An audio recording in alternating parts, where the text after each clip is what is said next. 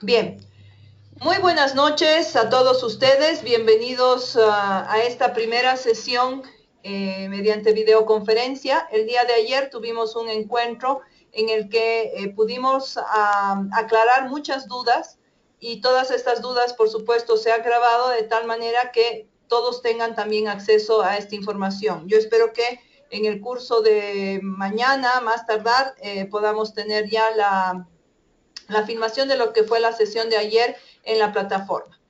El día de hoy vamos a trabajar un poquito en el contexto tanto internacional, nacional e institucional que nos lleva a hablar de educación superior. ¿Por qué hablamos de educación superior ahora? ¿Por qué hablamos de la necesidad de una capacitación pedagógica en el área? ¿Y qué es lo que está pasando en el mundo, en nuestro país y en nuestra institución que nos llevan a tomar este camino? En primer lugar, entonces, vamos a hablar de lo que son las demandas sobre la educación superior. Estas demandas tienen que ver con distintos aspectos que la sociedad exige a las instituciones de educación superior.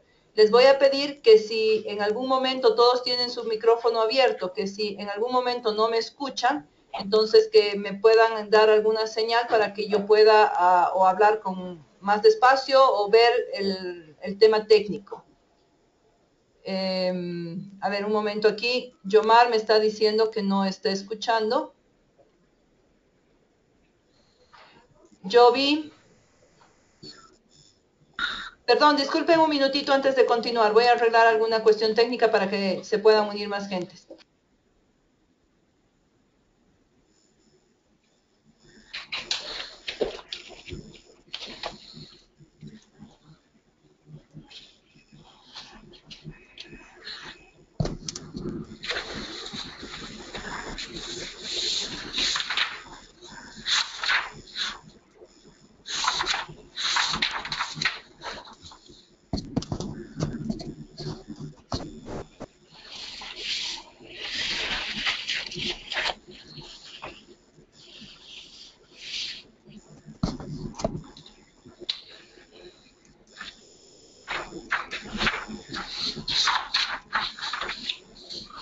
Bien, continuando entonces, les decía que hoy en día las instituciones de educación superior tienen que responder a una serie de exigencias que se hacen cada vez más plausibles de parte de la sociedad.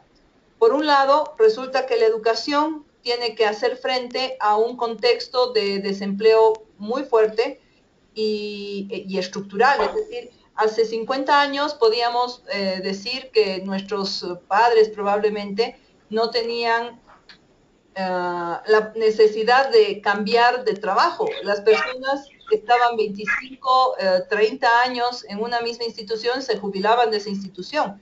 Hoy en día esta es una realidad que está lejos de ser así. El contexto está en un permanente cambio, las personas están 2, 3 años y buscan nuevos trabajos, hay reestructuraciones permanentes en las distintas organizaciones, hay muchísima flexibilización en los mercados laborales, pese a que las leyes de nuestro país han tratado de frenar esto, aún así esta dinámica se ha mantenido. Por otro lado, hay una especialización que deviene de la masificación de la matrícula. Los datos, y ustedes pueden ver las estadísticas, en todos los países del mundo han triplicado o cuadriplicado en los últimos 20, 30 años su matrícula en educación superior. El ingresar antes a la educación superior era una cuestión de élite, no todos podían hacerlo. En cambio, hoy en día está claro que hay muchísimo mayor facilidad de acceso y por otro lado también está claro que los estados estimulan mucho más este acceso porque el desarrollo de un país está vinculado directamente al desarrollo de la educación superior. Aunque los países han puesto mucho énfasis en lo que es educación primaria, posteriormente algo de educación secundaria, el espacio que desarrolla un país es la educación superior. Entonces se masifica la matrícula, tenemos una cantidad muchísimo más grande de universidades, de oferta, y esto lleva entonces a que los estudiantes vayan buscando, los profesionales egresados vayan construyendo espacios de empleo, nichos de empleo. Entonces, esto es importante que las universidades también vean cómo responder. Conocí en algún momento a alguna persona que planteaba que lo que pasa después del egreso a la universidad ya no le interesa. Es decir, nosotros nos encargamos de enseñar, nos formamos lo mejor que podemos, y si después consiguen o no consiguen empleo, es problema de las personas, de cada uno. Me imagino que ustedes estarán pensando que qué aberración, es lo mismo que nosotros pensamos aquí, porque definitivamente es una responsabilidad social que tiene la universidad, la de poder no garantizar, pero sí acercarnos casi a la garantía de que esta persona que está estudiando con nosotros va a tener un empleo en el futuro. Si no, no tiene ningún sentido que enseñemos X o Z disciplina. Por otro lado, hay una renovación permanente de los conocimientos. Los conocimientos se van generando cada día, van reconceptualizándose ciertos elementos. En ciertas disciplinas, por supuesto, es más rápido que en otras. Tenemos áreas en las que el crecimiento es casi diario de los descubrimientos que se logran, otras que no será diario, tomará 1, 2 meses, 6 meses, pero igual la renovación es permanente. Han debido escuchar ustedes esto que dice que en los últimos 200 años la humanidad ha desarrollado la misma cantidad de conocimiento que había desarrollado en los primeros 10.000. Y más aún, en estos últimos 20 años hemos desarrollado más conocimiento que en los últimos 200, y así sucesivamente. Entonces, la cuestión es exponencial, el desarrollo es exponencial, y la universidad se ha quedado bastante estática en este sentido. Entonces, tendríamos que poder responder a esta necesidad también. Por otro lado, surgen otras características, como que, por ejemplo, los estudiantes no son los mismos. Si bien la educación secundaria no ha sufrido demasiados cambios y transformaciones, sí ha comenzado a tener distintas dinámicas en el aula. Entonces ya los estudiantes no están esperando que sea únicamente el profesor que dicte la clase o que llene los pizarrones, sino un profesor un poco más dinámico. Por otro lado, también en cuanto a expectativas, podemos mencionar el hecho de que, y muchos de ustedes seguro se han quejado, yo me he quejado de esto, los estudiantes no leen, los estudiantes son muy cómodos, están todo el tiempo con el copy-paste del internet. Entonces, los estudiantes, esos estudiantes no van a cambiar. Nosotros tenemos entonces, por lo tanto, que preguntarnos de alguna manera cómo podemos nosotros responder mejor a estas características y sacarlos a los estudiantes de su zona de confort, pero respondiendo a sus características, no tratando de introducirlos a las nuestras, porque definitivamente el estudiante de hoy no tiene esta posibilidad de estarse quieto, ¿no? Él es capaz de estar con el iPod, es capaz de estar con la televisión y estar en internet y estar chateando con su celular. O sea, tienen capacidades múltiples. Entonces, y estos son los estudiantes que tenemos y no van a cambiar.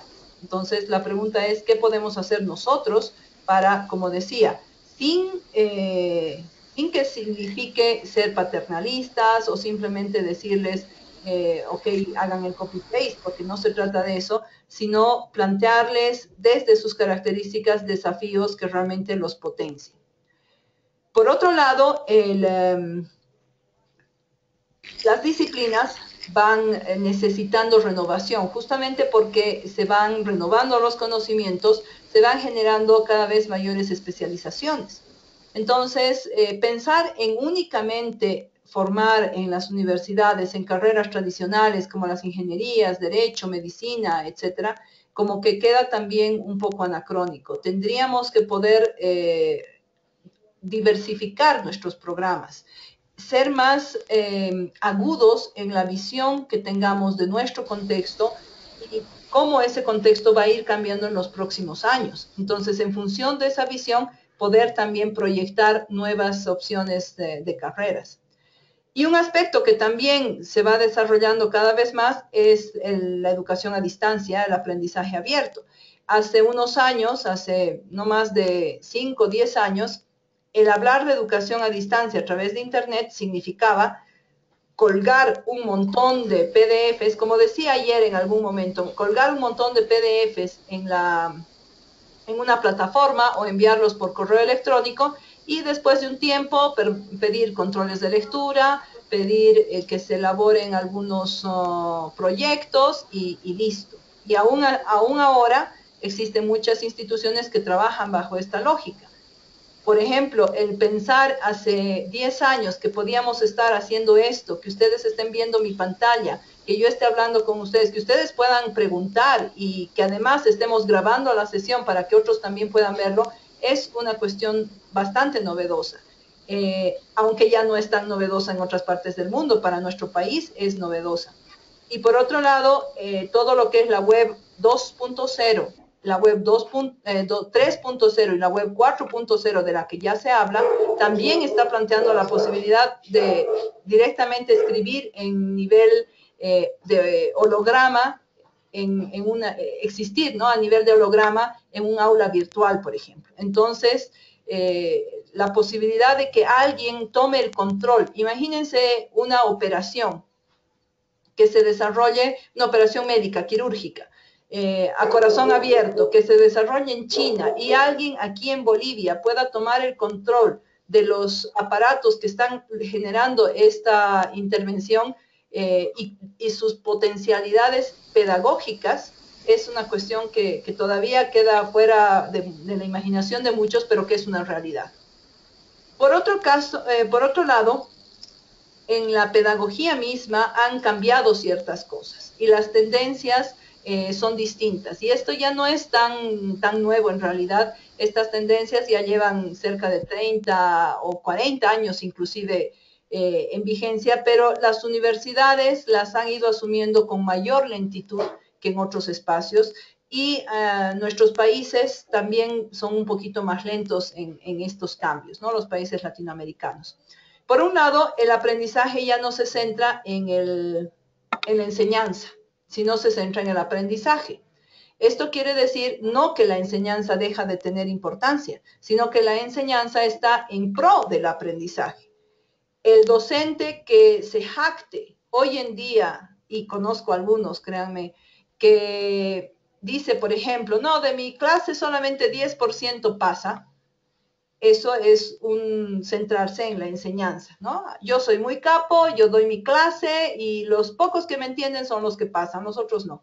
Entonces, hablar de un aprendizaje, de una estructura pedagógica que se centra en el aprendizaje, que pone su foco de atención en el aprendizaje, quiere decir no que el docente va a regalar nota, sino que el docente tiene que estar preparado para hacer que sus estudiantes aprendan. El logro es que sus estudiantes aprendan. No que repitan como loros, no que simplemente hayan estudiado para pasar y nada más, sino que realmente existe un aprendizaje estructural importante.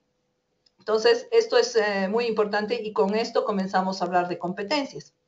Por otro lado, algo que también se ha modificado es el hecho de trabajar desde una perspectiva integral, considerando dimensiones afectivas, de relaciones interpersonales, inclusive de reciprocidad, cooperación, etc. Hace muchos años, el tema de la educación en valores, de actitudes, etc., era una cuestión que se dejaba para la casa. En la misma educación escolar, se trabajaba centrándonos en el desarrollo académico únicamente. Ya en los años 70 se comenzó porque esto deviene de una serie de estudios psicológicos que decían que el niño estaba formado en su personalidad hasta los 6 años. Pasados los 6 años, entonces ya no había nada que cambiar, por lo tanto, el colegio lo único que tenía que dar es conocimientos académicos. Y por supuesto, la universidad más aún.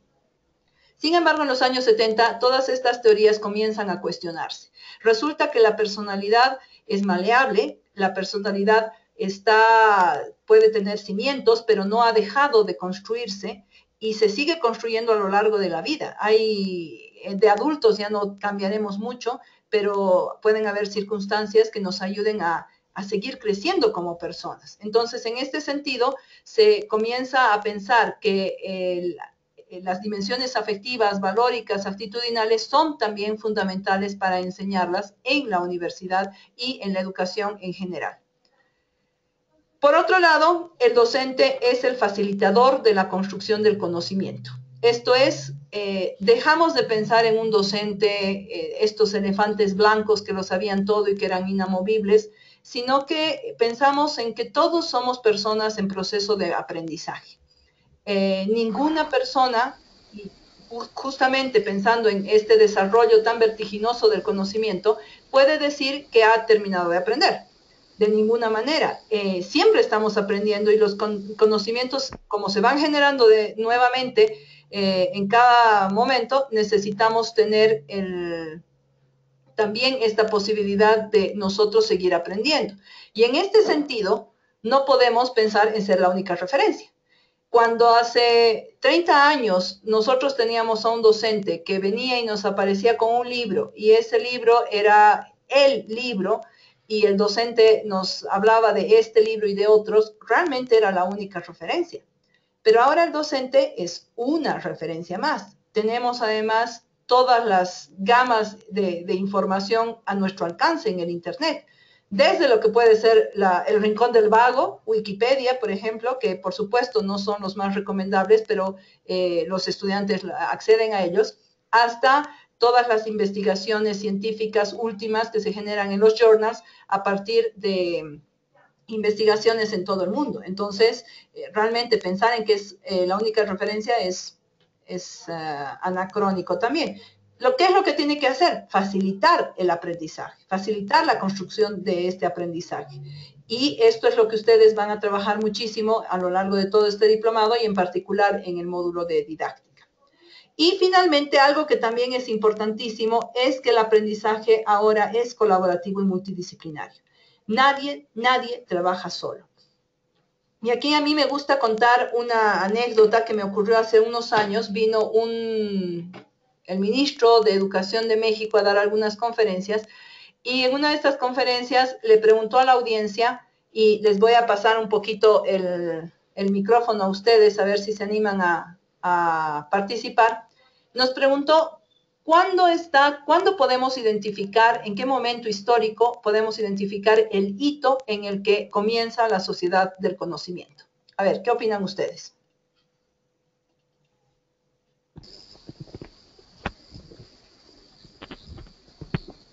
¿Quién se anima?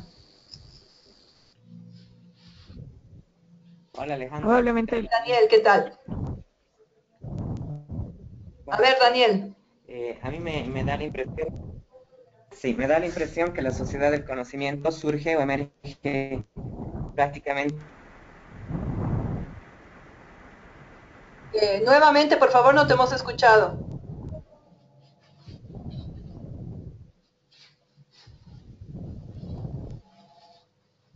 ¿Aló? Daniel, ¿me escuchas?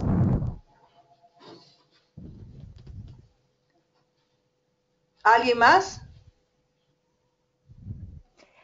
Bueno, yo podría decir tal vez, bueno, a mi parecer, tal vez la era del conocimiento surge, no sé si propiamente con la revolución industrial, ¿no? Previamente antes, no sé, que como decías, ¿no? El conocimiento principalmente se ha desarrollado lastimosamente con la coyuntura de un mundo convulsionado con guerras, ¿sí? Con una situación en la cual la gente tiene que hacer desarrollos tecnológicos, desarrollos de conocimiento lo suficientemente grandes para competir con la competencia. Y bueno, pienso principalmente eso, ¿no? Con relación a la revolución industrial. Gracias. En este caso, Claudia Lara soy. Sí, Claudia Lara. Muchas gracias. ¿Qué opina el resto? A ver si alguien más se anima. Antonio, Daniel, que comentó y no lo escuchamos. Ahora sí, no sé si me escuchan, el internet se cayó. Sí. No, lo que les decía es que justamente es gracias al internet, ¿no?, que empezamos a vivir la sociedad del conocimiento. Bueno, yo pienso que su desarrollo está más o menos hacia fines de la década de los 90, ¿no? Y ya se impulsa y se potencia ampliamente a partir del comienzo de este siglo, ¿no? Y ahora estamos viviendo una etapa de desarrollo bastante amplia y bastante veloz, ¿no? Y realmente la sociedad del conocimiento nos está generando también muchas dificultades, ¿no? Porque el conocimiento que se genera actualmente es muchísimo más grande, muchísimo más amplio, y poder seleccionar, poder atender todas esas demandas del conocimiento, pues realmente humanamente ya es imposible de hacerlo, ¿no? Efectivamente, gracias Daniel. Bien, ustedes se preguntarán por qué pregunto esto cuando hablamos de aprendizaje colaborativo y multidisciplinario. Efectivamente, cuando hablamos de la era industrial, un poquito comentando lo que dice Claudia, estamos hablando del inicio de la era industrial. La era del conocimiento la situamos más bien posterior. Y la audiencia, en esta experiencia que yo les comento, respondió como Daniel, ¿no? El hito es el Internet, la invención del Internet. Y este ministro nos dijo en realidad que esa es una postura, efectivamente, pero que la que él compartía y que le parecía más interesante era que el hito estaba cuando se descubre el genoma humano. No sé qué cara habrán puesto ustedes, pero toda la audiencia puso una cara, o sea, que tiene que ver el genoma humano con la era del conocimiento y como hito. Y la respuesta fue muy interesante y ahí viene el tema del aprendizaje colaborativo y multidisciplinario. En general, todas las invenciones previas al genoma humano tenían un nombre y un apellido, ¿no? Graham Bell, Alexander Fleming, Newton, no sé, todas las grandes invenciones, importantes invenciones, tenían un nombre y un apellido. El genoma humano no tiene un nombre y apellido. Ha sido construido colaborativamente y multidisciplinariamente. Han sido personas de muchos países, de muchas disciplinas, que a lo largo de muchos años han ido poco a poco generando un conocimiento que ha terminado en lo que nosotros, y que tampoco ha concluido, en lo que nosotros ahora sabemos que es el descubrimiento del genoma humano, ¿no? Entonces, a esto quería llegar, ¿no? El aprendizaje, el conocimiento no se construye solito. Ninguna persona está sola. Aunque esté interactuando con su computadora, está interactuando con alguien que ha escrito lo que esta persona está leyendo. Entonces, no hay ninguna disciplina hoy en día que podríamos decir que va a trabajar en su vida profesional, laboral, cotidiana, solo. Todos vamos a interactuar con todos. Y en este sentido es una crítica que también se le hace a la educación superior hoy en día, porque resulta que la educación superior ha estado muy segmentada, no ha favorecido lo colaborativo y lo multidisciplinario. Entonces, el poder hablar de esto realmente es un cambio, ¿no? Que exige nuevas cosas de la educación superior. En el contexto internacional, voy a hablar un poquito del contexto internacional, voy a dar la palabra para algunas preguntas y vamos a avanzar con el contexto nacional y con el contexto institucional. En el contexto internacional nos vamos a situar particularmente en Europa. La declaración de Bolonia, que comienza el 99, después de la reunión de los países, de los primeros países que acordaron conformar la Unión Europea, se define que también a nivel de educación superior había que hacer algo que una, porque la diferencia entre países era abismal. Alemania hacía una cosa, en España hacía otra, los franceses hacían otra, y había una discrepancia tan grande que no posibilitaba hablar de una sola comunidad, que era lo que se estaba buscando. Ya en 2003 se firma el proceso de Bolonia, en el que se acuerda lo siguiente. Un favor, haciendo un paréntesis, no sé quién está hablando por teléfono, le voy a pedir que corte su micrófono para que no tengamos ninguna interferencia, por favor. No sé quién es. Bien, entonces decía que en septiembre del 2003 se firma el acuerdo que lo que trata de hacer es proporcionar una formación universitaria en la que se integren armónicamente las competencias genéricas básicas, las competencias transversales relacionadas con la formación integral de las personas y las competencias más específicas. ¿Qué quiere decir esto? En primer lugar, comenzamos a hablar de competencias ya, si bien se había iniciado hace algunos años, ahora comenzamos a hablar ya de forma mucho más estructurada, mucho más sistemática. Por otro lado, se ve la necesidad de que la educación universitaria en general tenga un sistema en la que exista cierta regularidad, cierta uniformidad, que no pueda ser que las personas salgan, un médico en Francia salga con ciertas características, con ciertos conocimientos, habilidades y actitudes, y un médico en Alemania salga con otras. Entonces, ¿por qué? Porque además, si hablamos de Unión Europea, de comunidad, la transitabilidad social, la movilidad social es muchísima. Entonces, ¿cómo hacía un francés para ir a ejercer la medicina, por ejemplo, Escucha, alemán? si quiero volver a jalar, porque ya tengo retraso. ¿Perdón? Si puedes volver a escuchar esto, ¿no? Sí, claro. ¿Claudia? Ah, ya, lo que pasa es que tengo que poner los headphones. Ya. Perdón, no sé si está hablando, puede cortar su micrófono, por favor. Tienen ahí ustedes el iconito para cortar su micrófono.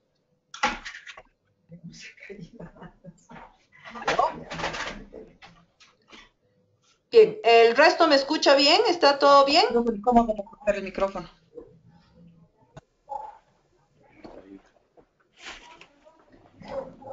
Bien, entonces, a partir del Acuerdo de Bolonia surge el proyecto Tuning.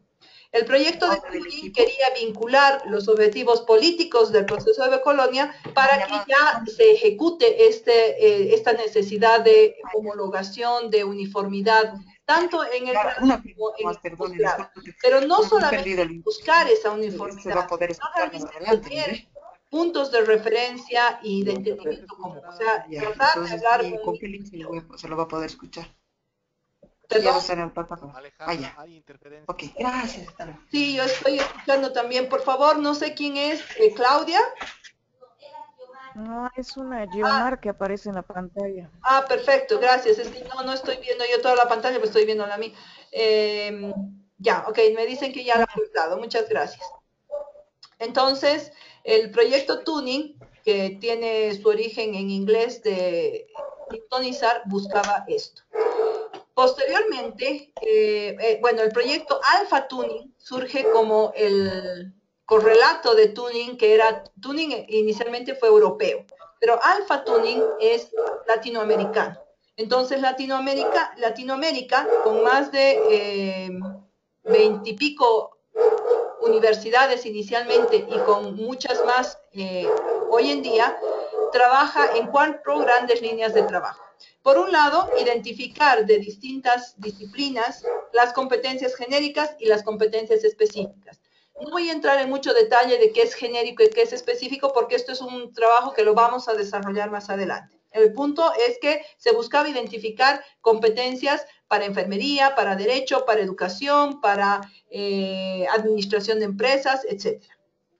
Por otro lado, se trabajó también en cuáles eran las formas de enseñar y de evaluar que sean realmente coherentes con la formulación de estas competencias, porque nosotros podemos formular cosas muy bonitas, pero si no enseñamos de una manera distinta y si no evaluamos de una manera distinta, como que pierde sentido que hayamos puesto en el papel una planificación muy, muy novedosa, muy innovadora. Y por otro lado, también se trabajó con el tema de créditos académicos, porque justamente los créditos académicos son los que nos permiten la movilidad social, ¿no? Se identificó que el crédito académico, y ustedes, aquellos que ya han pasado por procesos de rediseño curricular en sus carreras, saben que el crédito académico es un concepto bastante distinto, abismalmente distinto del concepto de crédito que en este momento se está manejando aquí en la universidad. Una materia con 5 créditos significa que 5 créditos es lo que se le cobra al estudiante. El crédito no es un concepto financiero, económico, es un concepto académico. Y así se plantea desde Alpha Tuning y se producen una serie de materiales que están sirviendo en este momento de orientación a las universidades. En este momento el CV ya ha tenido, bueno, un avance al respecto, todavía sigue, los procesos son lentos aquí, pero ya ha habido un trabajo a partir del CLAR, el Crédito Latinoamericano Académico. Entonces, este aspecto, y ustedes pueden buscar en la web, o les podemos poner inclusive en la plataforma, habla justamente de qué características tiene un crédito académico y que tiene relación con el trabajo del estudiante, con el trabajo que un estudiante le pone en una asignatura para lograr su aprendizaje.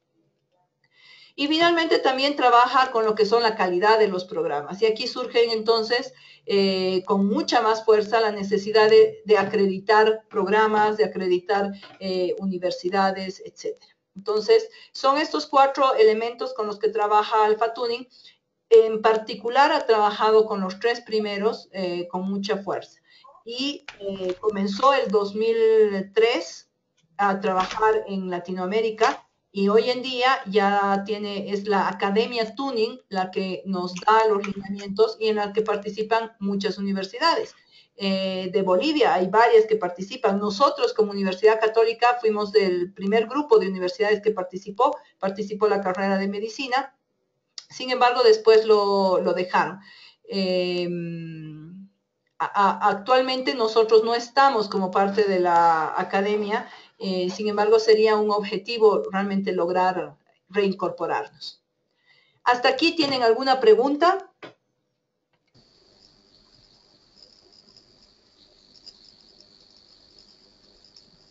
¿Aló? ¿Preguntas? Renan, ¿Comentarios? ¿me escuchas? Alejandra, ¿Sí? ¿me escuchas, Alejandra? Sí, ¿Renan? Hola. Aló, Alejandra, ¿me escuchas? Sí, ¿Renan? Sí, ¿cómo estás? ¿Qué tal? Bueno, Si puedes acercarte un poco más a tu micrófono porque te escucho muy lejos. Sí, sí. ¿Ahora? Ah, mucho mejor. Hola. Sí, mucho mejor. Ahora sí, ya. Solamente comentar sobre el tema del hito del conocimiento. Yo creo que si bien con el genoma humano ha habido muchas... Perdón, Renan, te has alejado nuevamente, ya no te escucho casi nada. Tengo alguna falla acá. Espérame un segundito. Uh-huh. Hola, ¿ahora sí? Sí, mejor. Hola. ¿Sí? Bueno, quería decirte que en el tema del hito respecto al conocimiento que se hablaba del genoma, si bien ha habido ahí mucha colaboración, yo creo que siempre ha habido demanda de conocimiento, desde incluso mucho más antes, ¿no? Y posiblemente la comunicación que hay ahora permite que haya aprendizaje colaborativo. Hace 1930, 20, cuando había la revolución industrial, había necesidades de las empresas de mejorar sus procesos, procesos productivos, digamos en este caso, y trabajaron mucho en eso.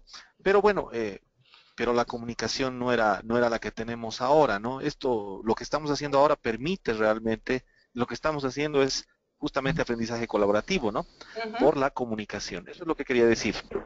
Muchas gracias, Renan. No, efectivamente, cuando hablamos de cambios y de transformaciones sociales, son siempre procesos.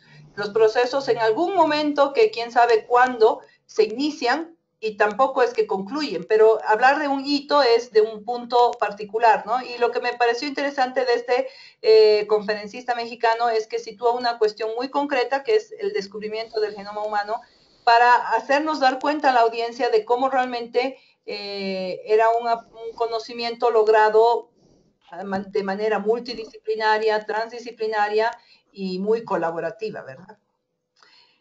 ¿Algún otro comentario, pregunta? No, de acuerdo, absolutamente de acuerdo. Uh-huh.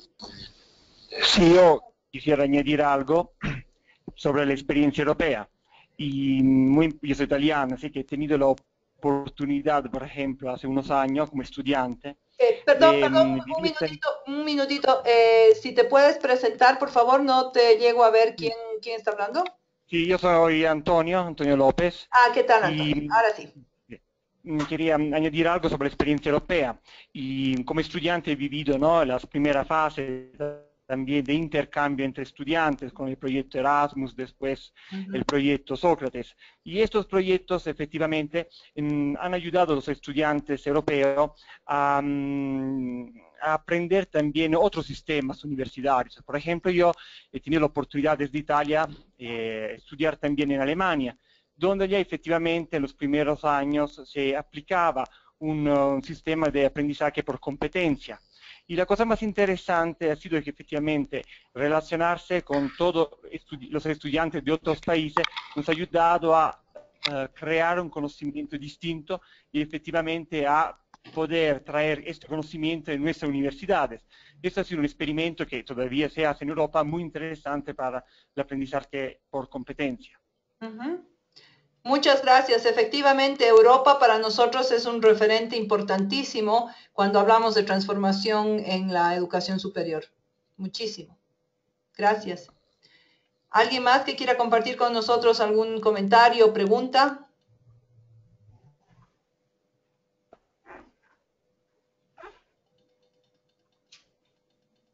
¿No? Bien, continuemos entonces. Cuando hablamos de contexto nacional, vamos a comenzar desde la Constitución Política del Estado, la nueva Constitución Política del Estado, para entender un poquito qué es lo que dice y qué es lo que también el país nos está demandando.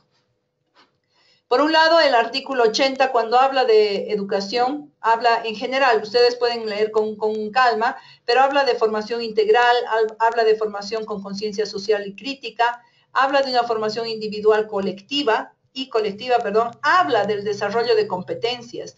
Yo, lo subrayado y lo remarcado, por supuesto, es mío, pero quiero que quede claro que en la Constitución Política del Estado se habla de competencias, aptitudes, habilidades físicas, intelectuales, el trabajar vinculando la teoría con la práctica para que éstas no estén cindidas, que no se consideren materias en ninguna parte, ni a nivel de educación escolar, ni de educación superior, materias prácticas y materias teóricas. Esto es algo que tendría que cambiar, porque cuando un profesional se enfrenta a la vida profesional y a los problemas de la vida profesional, no va a resolver el problema solamente con lo teórico o solamente con lo práctico. Tiene que resolver el problema con ambas capacidades.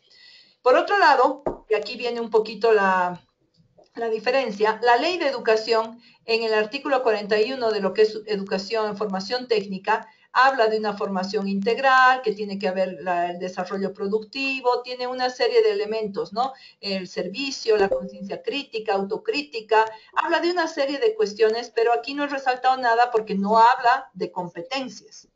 Si ustedes se fijan y a medida en la que vayan conociendo a qué nos referimos con este concepto, se van a dar cuenta que conciencia crítica, autocrítica, capacidad de crear, aplicar, transformación de la ciencia y la tecnología, etcétera, etcétera, es competencia. Pero ustedes saben que la ley de educación ha sido básicamente elaborada desde el magisterio. Y el magisterio ha satanizado el concepto de competencia, que era un poquito que la unidad básica de la reforma educativa de la ley 1565 del 94. Entonces, por default, se eliminó todo lo que hable de competencias. Sin embargo, y por eso les quería mostrar la lámina anterior, la Constitución Política del Estado sí habla de competencias. En la misma ley, cuando se habla de la formación superior universitaria, menciona igual, ¿no? La investigación científica, tecnológica, la interacción social, la innovación, todo esto nos está hablando de un desarrollo de competencias. No menciona la palabra efectivamente, pero esto es lo que nosotros estamos buscando cuando hablamos de competencias. Contribuir al desarrollo productivo del país, unir la teoría y la práctica, como decía, de manera crítica, etc. ¿no? Y además menciona, ¿no?, de que todo esto está enmarcado en la Constitución Política del Estado, lo cual resulta un poco contradictorio. En el contexto nacional hay ciertas experiencias sobre las cuales ustedes han debido escuchar. Una de ellas es el Sistema Plurinacional de Certificación de Competencias, el SPCC, que depende del Ministerio de Educación.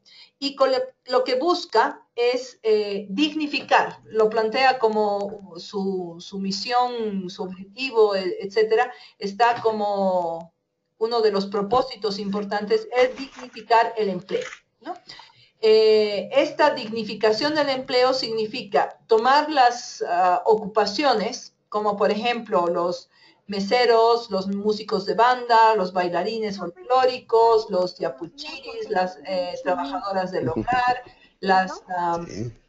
bueno, hay montones, están 40 ocupaciones ya hasta el 2014 reconocidas. Lo que Perdón, No ¿está sé. hablando? Por favor, ¿me puede cortar su micrófono? Por favor, disculpen, si van yo entiendo que puedan tener alguna llamada, alguna cuestión, pero les pido por favor que si van a atender esa partecita, nos corten el micrófono para que no haya interferencia, por favor. Bien, les decía entonces que el SPCC lo que busca es certificar competencias de ocupación.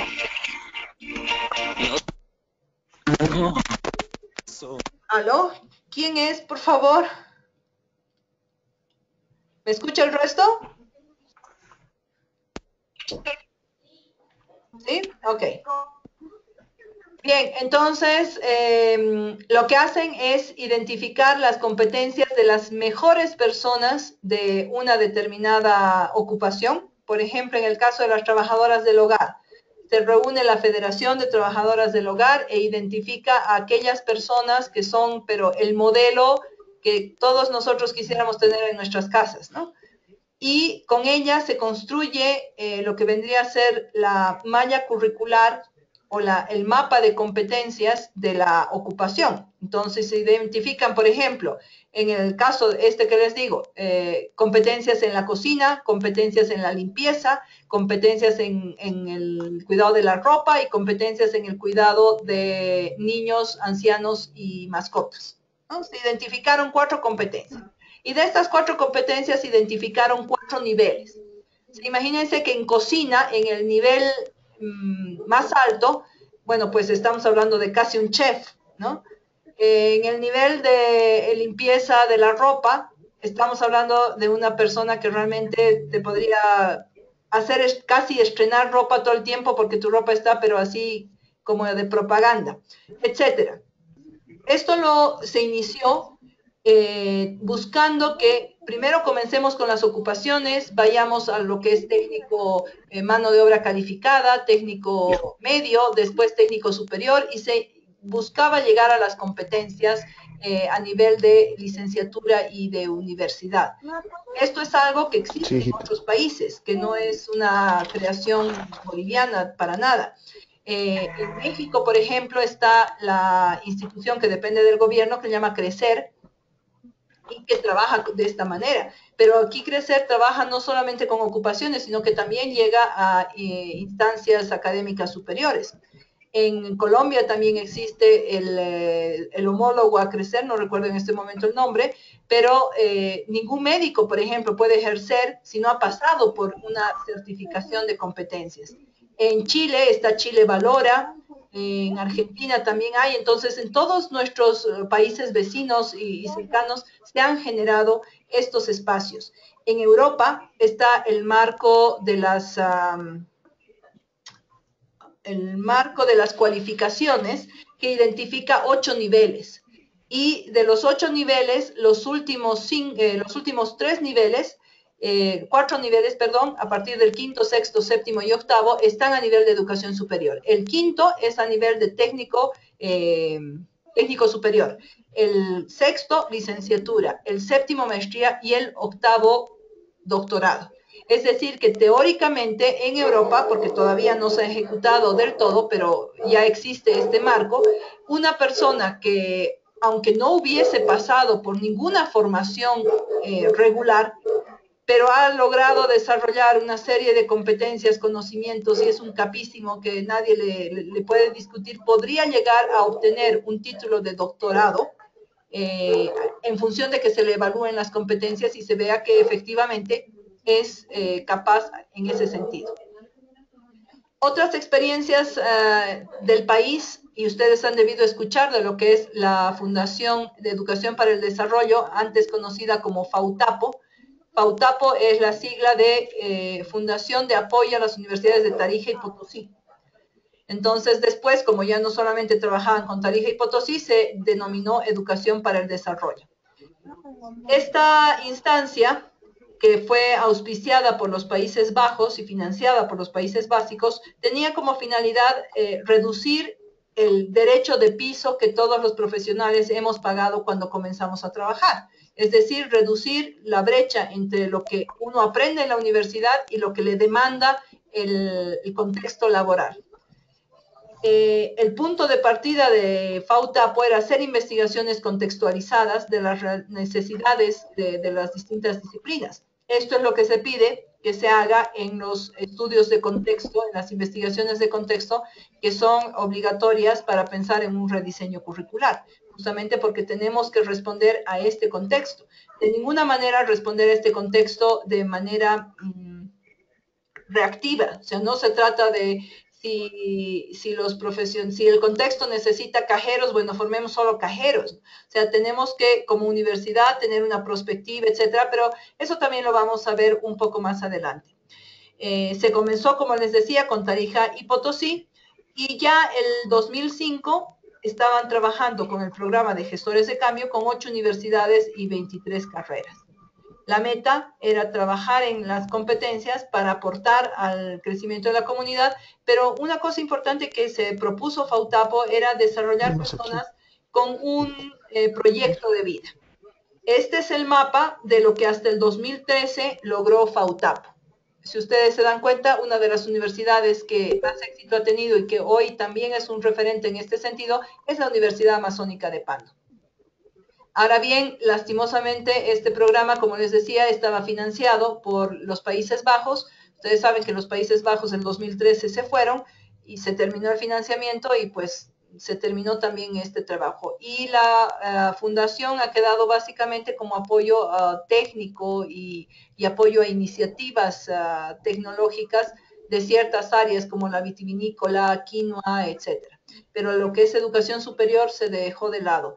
Y como se trabajó básicamente con la educación pública, pues ustedes saben que en la educación pública todas las cuestiones políticas, sale un decano, entra un director de carrera distinto, entonces cambia la coyuntura y cambian también las proyecciones que tenga una determinada carrera.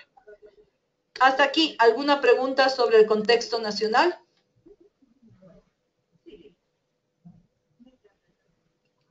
Alejandra, soy Daniel nuevamente. Daniel, adelante. Bueno, en realidad en función a esto último que decías, ¿no? Que estos enfoques son muy vulnerables a la situación política que viven las universidades actualmente, ¿no? Porque existe mucho cambio de autoridades, ¿no? Los manejos no obedecen propiamente a una política institucional, ¿no? Sino a una política del momento y al intercambio de la autoridad y la perspectiva que esta autoridad vaya a tener. Entonces, el adoptar un enfoque por competencias o el adoptar un modelo por competencias realmente también es vulnerable a estos aspectos, ¿no? Independientemente de la intención educativa que se esté planteando en este modelo. Efectivamente, es una cuestión vulnerable. Sin embargo, cuando ya la presión comienza a ser cada vez más fuerte desde afuera hacia adentro, el mundo, como decía, está en todo este enfoque, entonces resulta que se hace difícil resistirse a esta presión, ¿no? Como comentaba, esto ha comenzado el 2003. Estamos a 10 a 12 años de que FAUTAPO comenzó el trabajo en Bolivia respecto a lo que es formación por competencias. Voluntariamente, en 2003 en la universidad tuvimos la suerte de tener una maestría con Sherbrooke, una universidad canadiense, y comenzamos a conocer entonces también todo este aspecto. Y resulta que se fue desarrollando tan FAUTAPO por un lado y la universidad por el otro. Pero piensen ustedes que comenzamos a hablar realmente de una transformación curricular recién el 2009, 2010, y hasta la fecha todavía no ha terminado de aterrizar totalmente. Pero se ha iniciado un camino y va a ser muy difícil que se retroceda. El avance puede ser muy lento, justamente por esta vulnerabilidad que mencionas, pero no se va a detener. Considero que difícilmente se va a detener y difícilmente va a cambiar por el momento. ¿Algún otro comentario?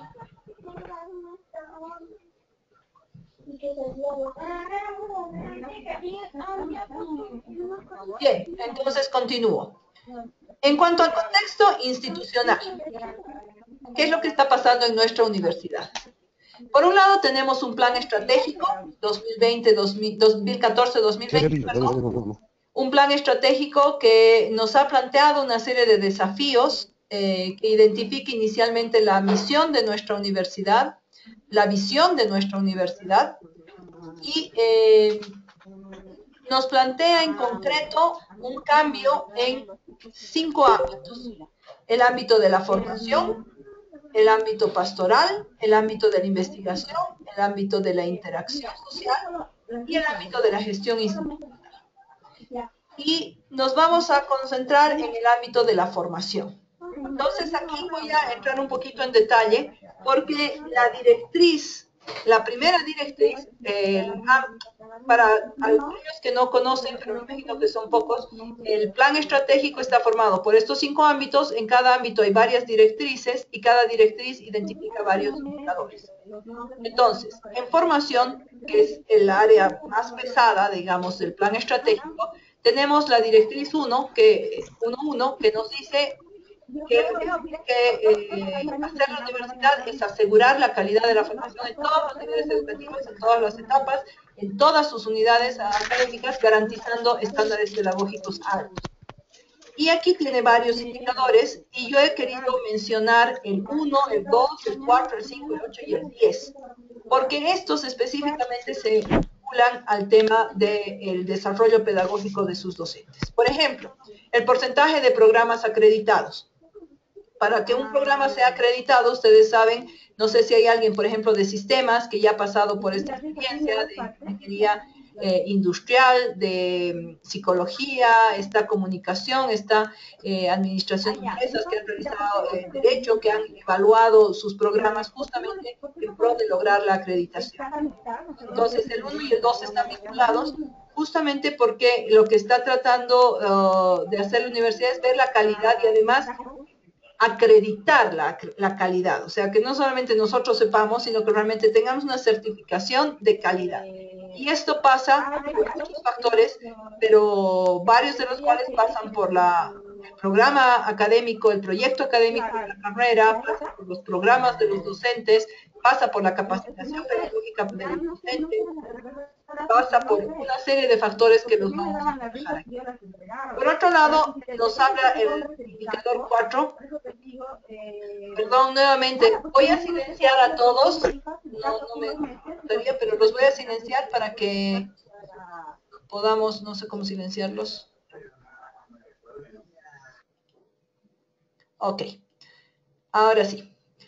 Entonces, decía, el indicador 4, que nos habla de un porcentaje efectivo de titulación, si las carreras cambian en sus dinámicas internas hacia modelos que sean más pertinentes, que sean más coherentes, que sean más motivadores para los estudiantes y que administrativamente, por supuesto, también resuelvan ciertas dificultades, la titulación también va a verse beneficiada. Y a su vez, como contraparte, la deserción.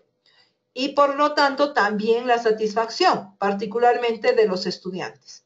Y por supuesto, tenemos el indicador 10, que es específico a indicar en cada, se ha propuesto que para el 2020 todas las carreras hayan pasado por un proceso de rediseño curricular. En este momento ya son cada vez más las carreras que van iniciando estos procesos. El próximo ya tenemos 7, ya tenemos 9 carreras, por ejemplo, aquí en La Paz. El próximo año tendremos, no sé, 5 más y así sucesivamente vamos a ir incrementando.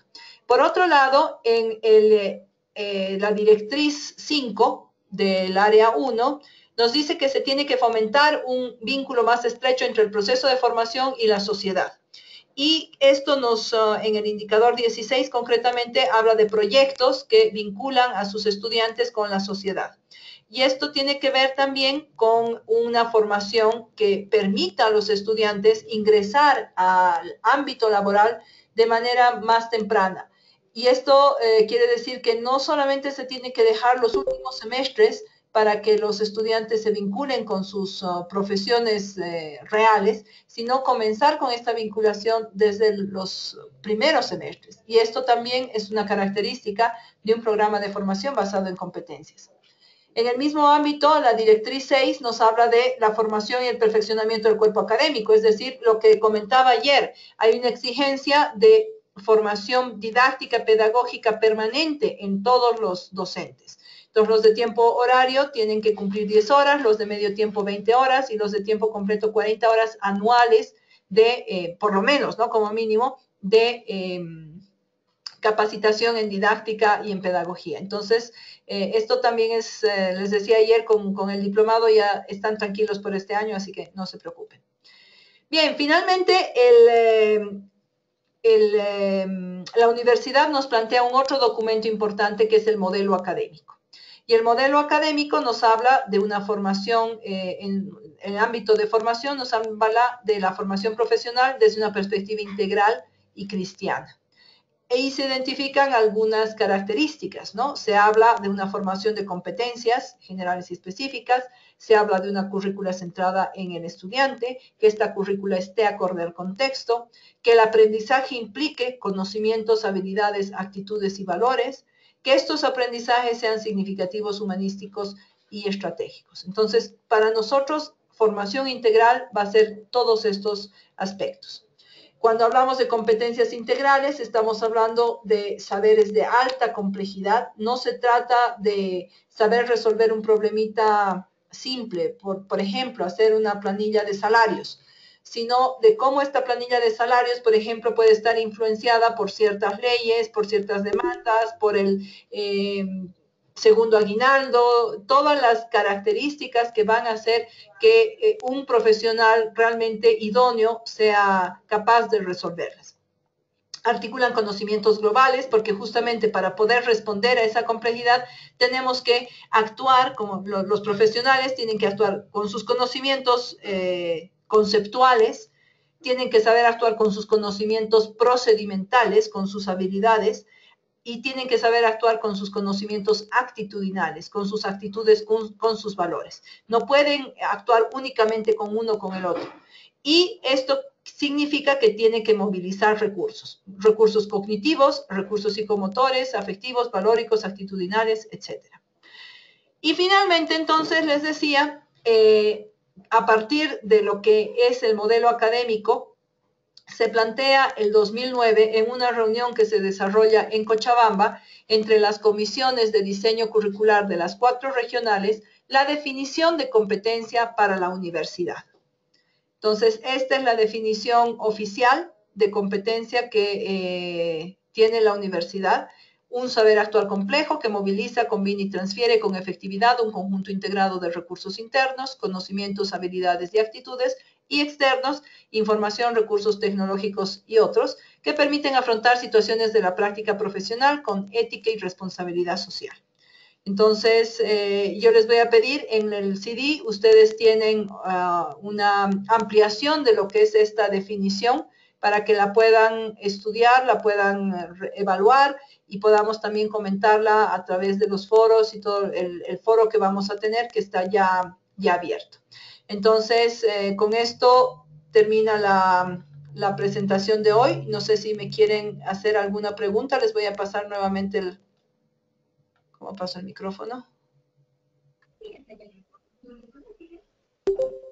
Perfecto. ¿Alguien quiere hacer algún comentario, pregunta?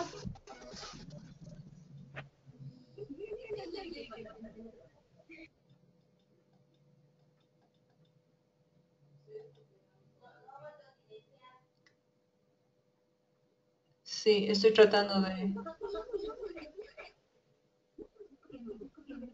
¿Algún comentario?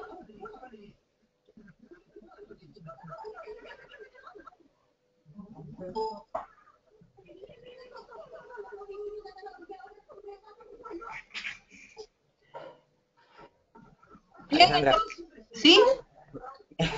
parece que estoy monopolizando la conversación esta noche. No te preocupes, Daniel, tú adelante.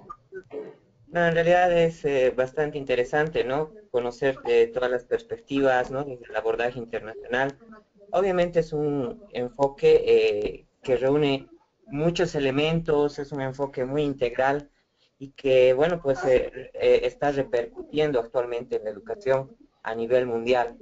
Obviamente que tiene muchos aspectos que todavía tienen que trabajarse, ¿no? Tiene muchos aspectos que tienen que completarse, ¿no? Para responder a todas las dificultades que está teniendo también este modelo en su implementación. Bueno, pues a mí este enfoque realmente me parece bastante útil, bastante práctico para encarar cualquier situación educativa y en esa perspectiva, ¿no? De ser también críticos respecto a este enfoque y poder generar también otro tipo de aportes, ¿no? Y agradecerte también por habernos soportado, ¿no? Y haber podido hablar y hacer la exposición más allá de, ¿no? de los ruidos y si te das cuenta, creo que la mayoría de nosotros estamos en nuestra casa con nuestros niños, entonces pues adaptándonos también a esta modalidad de educación, ¿no? Muchas gracias, Alejandro. No, pues de qué, un gusto, Daniel. ¿Alguien más que quiera comentar? Perdón, soy Guiomar. Más que comentar, bueno, que realmente hasta el momento lo que he llegado a pillar, que es más o menos hace unos 25 minutos, porque he tenido problemas con entrar al sistema. Bueno, me parece hiper interesante todo. Creo que es un reto impresionante para nosotros. Combinar precisamente es esa cuestión, ¿no? Que tal vez el elemento motivación, que es complejo de generar en los estudiantes, porque es un trabajo de todos, ¿no? No es un trabajo solamente del docente, es en conjunto. Tú planteabas la ley Avelino Signani, que claro, tiene sus cuestiones que quedan más en la teoría que en la práctica, y algunas inclusive las teóricas son un poco complejas, pero tal vez lo que se está viendo ahora en los años que van viniendo es que los estudiantes vienen cada vez menos, o sea, con menos aptitudes y capacidades o sea, de crecer, de pensar, de combinar lo que nosotros queremos que combinen. O sea, si tú vas a un estudiante y le dices 2 más 2 es 5, copia y te mira y no te cuestiona. Entonces, evidentemente tratas tú como docente de motivar y de moverlo, pero cuando ya vienen, digamos, no digo fallados, pero cuando ya vienen complicados desde el colegio con un sistema retrógrada de aprendizaje memorístico y cosas, resulta muy complejo uniformar o querer subir a todos al nivel elevado que lo queremos subir, eh, porque es muy complejo, ¿no? No se puede subir a un nivel elevado cuando un gran porcentaje del curso no te sigue la onda. Entonces obviamente tú tienes que bajar e intentar jalarlos a todos para arriba. Y claro, eso no sé si tú piensas que debería ser de alguna manera parte de la elaboración de esta cuestión por competencias, porque de alguna manera tenemos que recoger a los rezagados. No sé qué opinas o qué opina el resto. Sí, no, claro que sí, definitivamente es una tarea, es un desafío muy grande.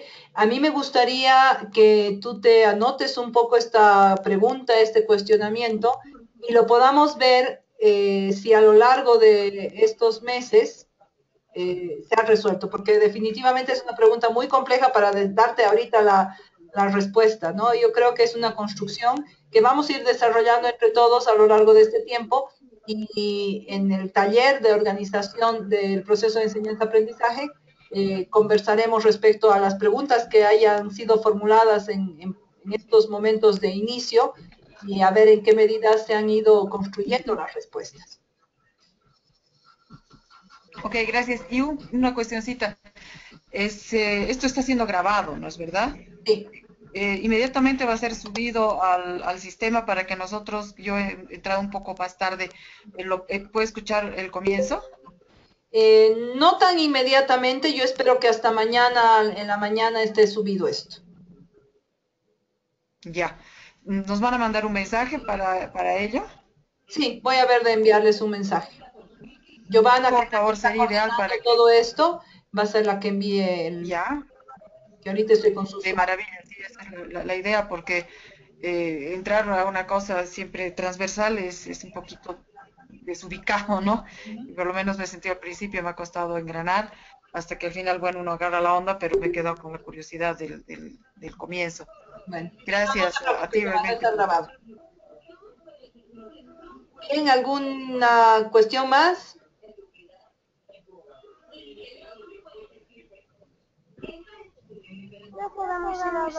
Alejandra, soy Renan. Adelante, Renan. Hola Alejandra, ¿me escucha? Sí. Sí, bueno, no, agradecerte la videoconferencia, ha estado realmente interesante. Y bueno, plantear, ¿no? De que estamos justamente acá porque reconocemos que tenemos un gran desafío como docentes y que el rol que antes netamente estaba concentrado en nosotros, está concentrado, pero para hacer que los estudiantes también participen, ¿no? Y nos focalicemos en el aprendizaje. Nada más, muchas gracias. Exactamente. Muchas gracias, Renan. Bueno, yo espero que me alegro muchísimo que les haya parecido interesante y espero que las siguientes también les parezcan interesantes. Así que nos vemos nuevamente. Bueno, yo voy a estar entrando al foro, por supuesto, pero nos vamos a ver en concreto el miércoles nuevamente en este mismo canal a esta misma hora, 7:30, el miércoles el 2 de septiembre. Muchas gracias a todos y muy buenas noches. Buenas noches. Buenas noches.